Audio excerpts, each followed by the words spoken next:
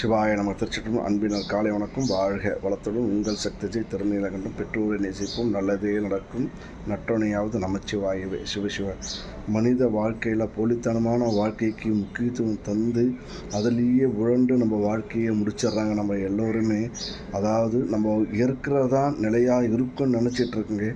மனித வாழ்க்கையில் எல்லாமே அழிந்து போயிடும், எல்லாம் தொலைஞ்சு போயிடும், காணாத போயிடும், காலப்போக்கில் கரைஞ்சும் போயிடுங்க.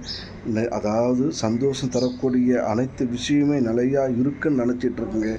எதுவுமே நிலையாக இருக்காதுங்க. இந்த பிரபஞ்சத்தில் எல்லாமே மாறிக்கிட்டே இருக்கும்.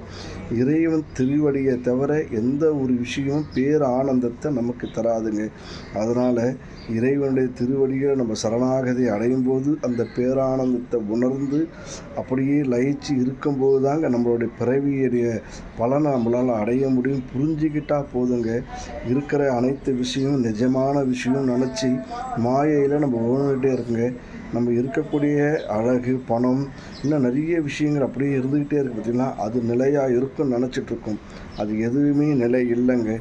எல்லாமே ஒரு நாளில் காற்றுல கரைஞ்சி போயிடும், அழிஞ்சு போயிடும், நம்மளும் காணாத போயிடுவோங்க. நம்மளுடைய ஆத்மா இறைவன் திருவடிகளை சரணாகதி அடைகிற பட்சத்தில் இறைவனும் நினச்சி நிற்பார். நம்மளுடைய ஆத்மாவும் இறைவன் திருவடியில் நினச்சி இருக்குன்னு புரிஞ்சு செயல்பட்டாலே பல நன்மைகள் நம்ம வம்சாவளியாக நல்லதாக நடந்துகிட்ருக்குன்னு உணர்ந்தால் போதுங்க. நற்றணையாவது நமச்சிவாயவே. வாழ்க வளத்துடன் உங்கள் சக்திஜி. மாயையில் உருண்டுக்கிட்டே இருக்கிற வாழ்க்கையோட நிஜ வாழ்க்கைக்கு இறைவன் திருவடியில் சரணாகதி அடைகிறது ரொம்ப சிறப்பான விஷயங்க. வாழ்க வளத்துடன் உங்கள் சக்திஜி திருநீலகண்டம்.